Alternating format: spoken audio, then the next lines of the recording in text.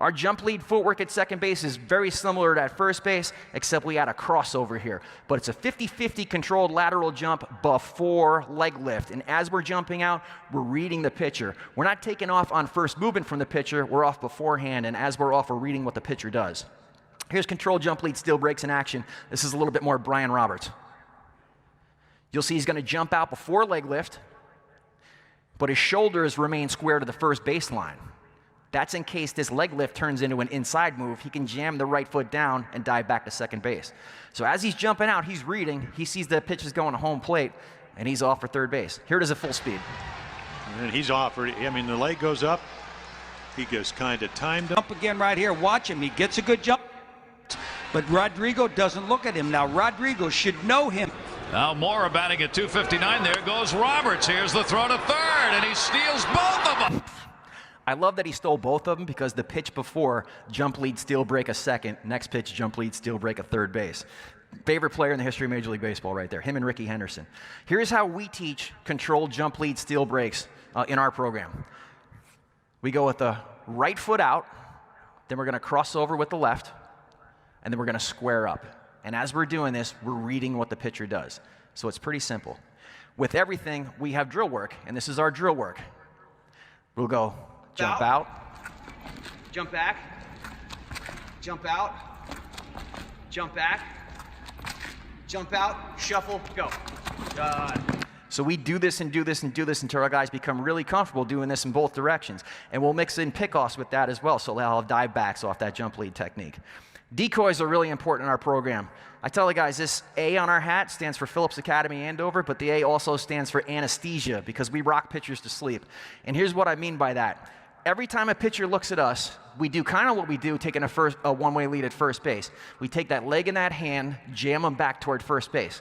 That way, when they look at us, we do not look threatening. We're rocking them to sleep with anesthesia. When do we do this? Every time the pitcher looks at us. So I'll give you an example. We just don't want to look threatening. So here's an example. I got a coach on the mound, and he's randomized. He can do one look, he can do two look, he can go inside move, he can go to the plate. But every time he looks back at our runner, they're in a non-threatening position. Decoy. Decoy. Now. And when we steal third base, our opponents are shocked. Our pitchers are shocked because every time they looked at us, we were doing this. So we turned this, non-threatening, into a cobra strike toward third before his eyes reach home and before a leg lift. Timing is really important. Pitchers typically do one look or two look. That's pretty self-explanatory. The key is we got to anticipate their looks, know which look is coming based on the homework that we've done, and we got to jump out before leg lift or we got no shot. Here's one look. It's an American League team. Pitcher comes set, looks at the runner once, eyes back toward home plate, leg lift. Strong kid. And Matt's who. All right, now here's how we time them up. We got our primary lead, pitcher comes set, looks at the runner, we're in decoy. We don't wait till the eyes hit home plate, we're off before they hit home plate. Here it is again. Now, It's a big power hitting guy. if we wait till the eyes reach home plate or we wait until leg lift, we're gonna get thrown out. Oh, don't forget your decoys too. So here's two looks with timing and decoys. So right now I'm in decoy mode. His eyes move back toward home plate. Looking at me, I'm in decoy mode again, and then now I'm off for third base.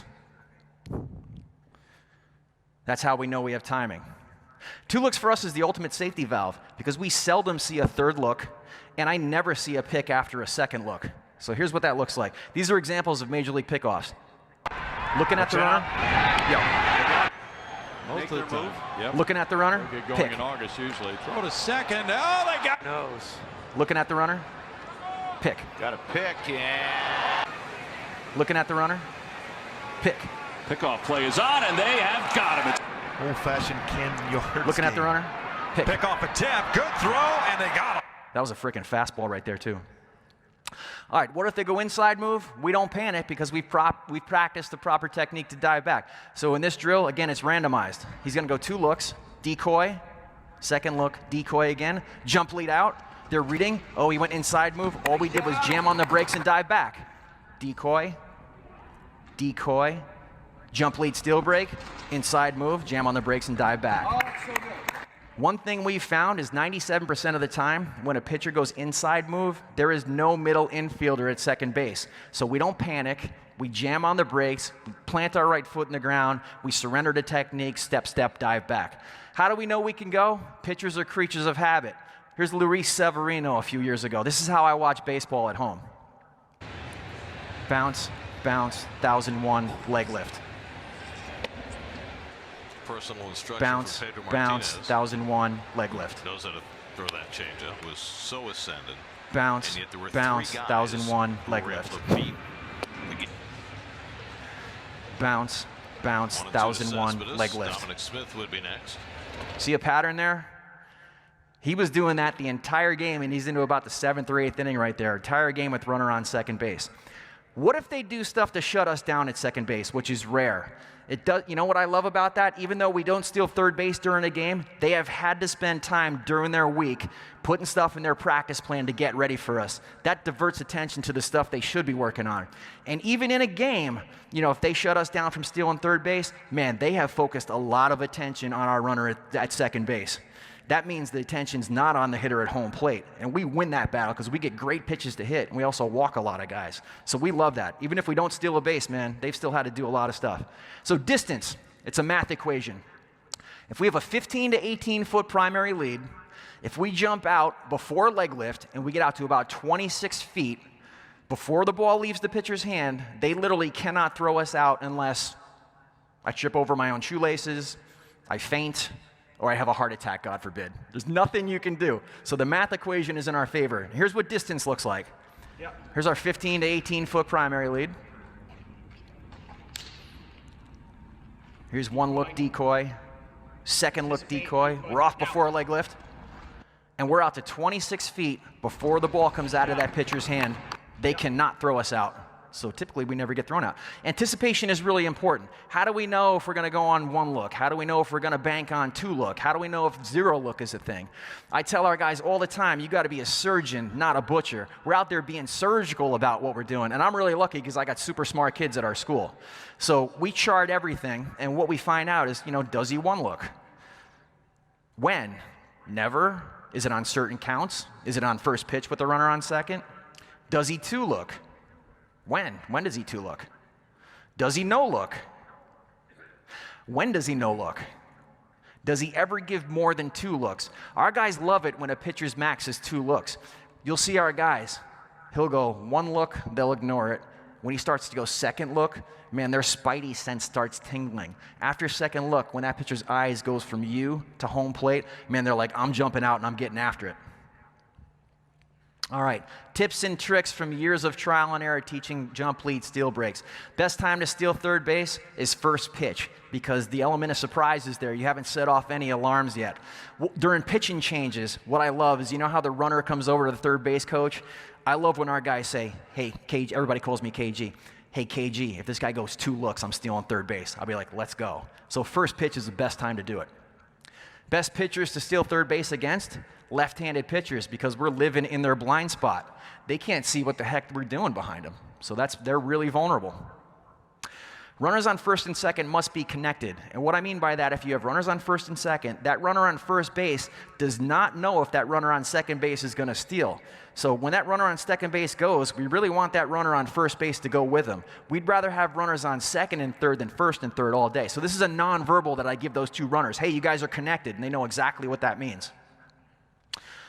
If you're on second base and you're in your lead and you can see that that catcher is set up away, if you can see that that catcher put down a breaking ball, man, those are good times to run. You don't have to be as perfect with your jump lead steal break. So that's something to look for. Who's the best at jump lead steal breaks?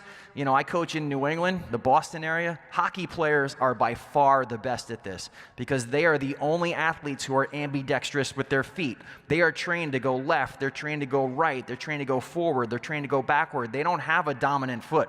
So if you got hockey players in your program, man, teach them how to do this and they will wreak havoc out there. This is low risk, high reward. technically we should never get thrown out stealing third base. And here's the reason why. We don't go if we don't have timing, distance, and anticipation.